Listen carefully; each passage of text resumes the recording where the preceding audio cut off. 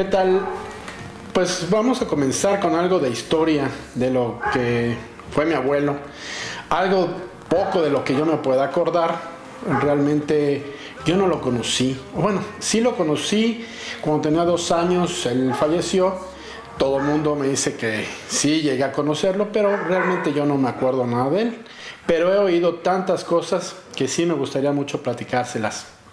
Pues comenzar con su familia. Él era el menor, parecer de 6 hermanos, donde los hermanos, según lo que yo sabía, pues sí eran muy trabajadores, pero ninguno bueno para el estudio.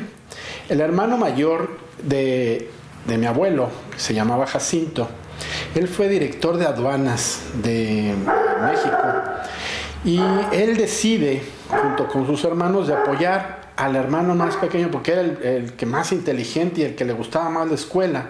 Tan es así que llegó a tener premios por parte del presidente, en aquel entonces Venustiano Carranza, y lo estuvieron apoyando con dinero para estudiar. Él se mete a estudiar 2 carreras, una carrera de médico humano y otra carrera de médico veterinario. En aquel entonces, probablemente estaremos hablando de 1919, tal vez no antes, ya hace 100 años de esto. Pero por cosas del destino, mi abuela le dijo: no, de médico humano no te quiero, porque no quiero que tengas que salir a medianoche a curar a la gente, y yo sé que te gusta mucho, pero no me interesa que te metas a lo que es la medicina humana. O sea que escoge la medicina humana o yo. Y mi abuelo escogió a mi abuela y se metió de lleno a estudiar veterinaria. Él decía que muchas veces iba de una escuela a la otra en el trenecito de San Fernando. Entonces todo el mundo decía: de San Fernando está por Tlalpan. ¿Y por qué? Dice: no, es que eran unos ratitos a pie y otros ratitos andando, porque no tenía ni dinero para andar en los camiones, para irse de una escuela a la otra. Hasta que total decide él quedarse únicamente en lo que es veterinario. Él estudió en San Jacinto, creo que sí era San Jacinto, sí, San Jacinto, ahí fue donde él estudió, y de ahí sale y se va a trabajar para la Secretaría de Agricultura, y es el primer director de lo que hoy es el INIFAP. Estando él como director, lo mandan a estudiar por ahí de, ¿qué será?, 1927 al 29, lo mandan a estudiar a los Estados Unidos. Él tenía que recorrer una serie de laboratorios y escuelas. Visitó, de las que me puedo acordar, Cornell, visitó también Eli Lilly, visitó Berkeley. Tan es así que hasta se trajo unas fotografías de la Universidad de Berkeley y las copió, y cuando tuvo la oportunidad de hacer su casa, hizo en la sala una copia de lo que es la Universidad de Berkeley, de donde se reciben a los alumnos, muy bonita. Hoy ya no existe, ya se vendió todo eso, ya no existe nada de lo que él hizo de la casa. Y se dedicó a estudiar 2 años, le pagaban en oro. Se va, en aquel entonces, pues fueron los cambios muy fuertes de gobierno, que cuando él regresa, después de recorrer todas las universidades, a buscar otra vez su trabajo y estar listo para empezar a hacer las vacunas, que en aquel entonces no existía nada en México, todo lo tenían que importar, vacunas para proteger a los animales, todas tenían que venir de los Estados Unidos, pero él ya traía el cómo hacerlas.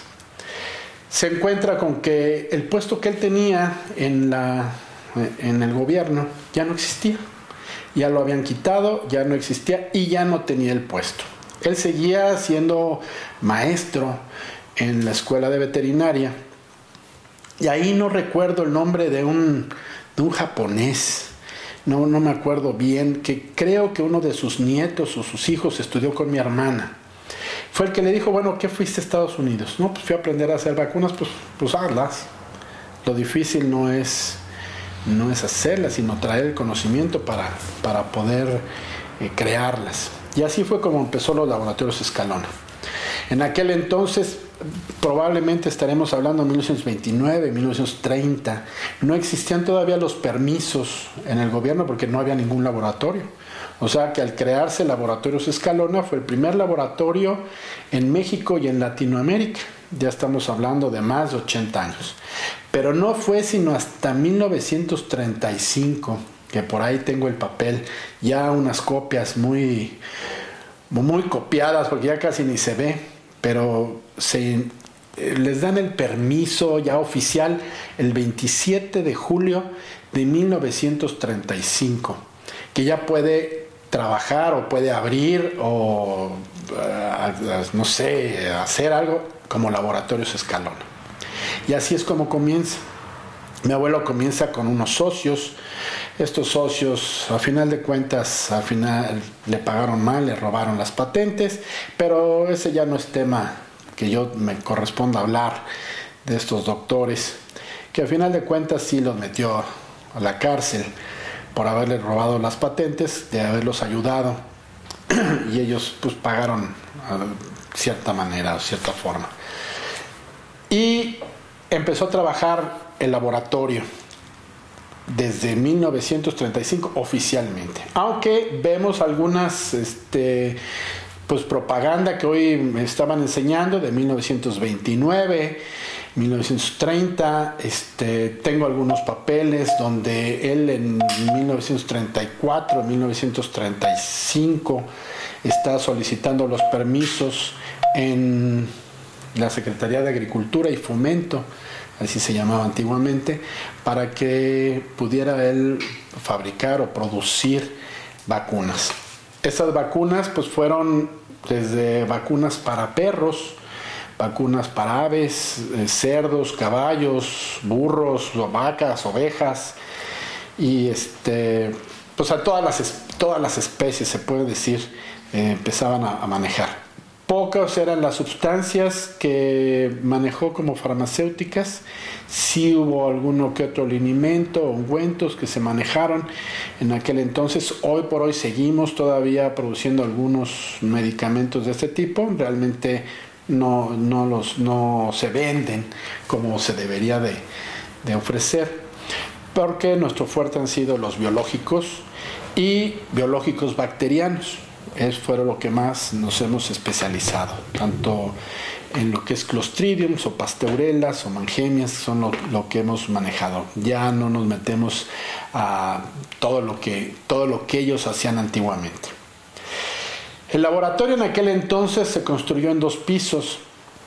El piso de abajo estaba por debajo de la tierra. Bueno, la mitad del piso estaba por debajo de la tierra, donde decían que así era como Luis Pasteur había dicho que los laboratorios deberían de ser. No sé por qué, por más que he revisado por qué decide mi abuelo hacerlo de esta manera, pero ustedes abrían una ventana del laboratorio y estaba a ras del piso, del piso exterior, ¿no? Y la mitad estaba por debajo de lo que es el laboratorio. Por ahí todavía existen algunas fotografías que esperemos más adelante, cuando veamos o nos juntemos con mi papá, nos puede enseñar esas fotografías de cuando mi abuelo empezó a tomarle fotos de cómo empezaron a hacer el laboratorio, cómo estaba hundido así en la tierra. Eso empezó a trabajarlo, pero no dejó de hacer investigación. Él siguió investigando, tan es así que me he encontrado muchos papeles, tanto de universidades, del Centro Rockefeller, libros que Utira y Marek, por ejemplo, hablan de los trabajos que hizo mi abuelo sobre la encefalitis o meningoencefalomielitis, que hoy en día le llaman derriengue. Mi abuelo decía que no era derriengue, sino que era una meningoencefalomielitis bovina. Y así lo hemos seguido manejando nosotros, aunque hoy en día nos piden que sea la palabra de derriengue. También a él no le gustaba que se hicieran vacunas múltiples, sino que todas las vacunas fueran individuales, que fueran todas sencillas. Y estábamos hablando de un Clostridium shoebei, que nada más fuera de Clostridium shoebei, que si hubiera de Pasteurella, nada más fuera con pura Pasteurella, y nunca una mezcla. No fue sino hasta muchos años después, probablemente 1970, ya habiendo fallecido mi abuelo. Mi abuelo fallece el 7 de noviembre de 1964. Y mi papá se hace cargo, junto con mi tío Rafael, de lo que es el laboratorio. Mi papá en realidad se hace cargo de lo que es producción, mientras que mi tío Rafael se hace cargo de lo que es la administración de lo que era el laboratorio. Y pues ahora sí que refiriéndonos a todo lo que es la producción, ahí es donde yo entro un poco más adelante. Mi papá, ya estando en el laboratorio, él salía a recorrer la República muchas veces lo acompañé yo de niño para ir a ver a los clientes que visitaba Veracruz, Tabasco, Sinaloa, Aguascalientes, Chihuahua. Todavía hoy por hoy mucha gente lo sigue recordando de eso, aunque no seguimos vendiendo nosotros en muchas partes de la República, sino que ya nos hemos casi encasillado lo que es Tabasco y Chiapas.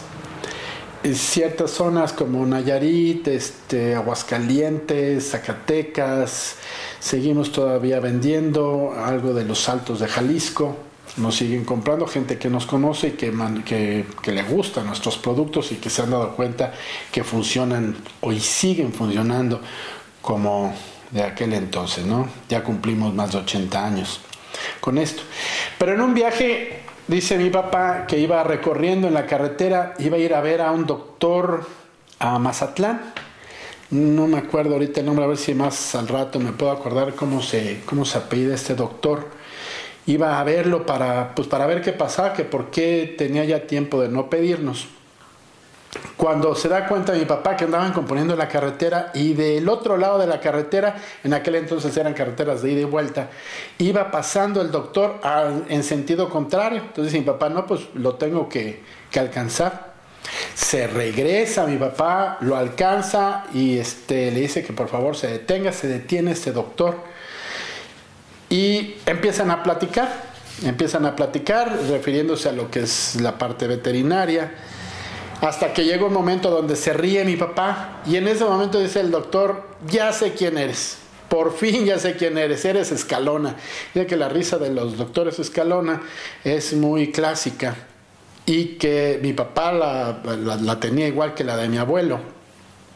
Tan es así que, estando ahí en la escuela, yo de estudiante, que al ratito platicaremos de eso, el Pitirijas, que muchos de ustedes han de ver conocido, me platicaba de mi abuelo, cómo se reía en el pasillo cuando platicaba con un maestro español y que hablaba mucho de la Virgen de Guadalupe. Ya ese será otro tema.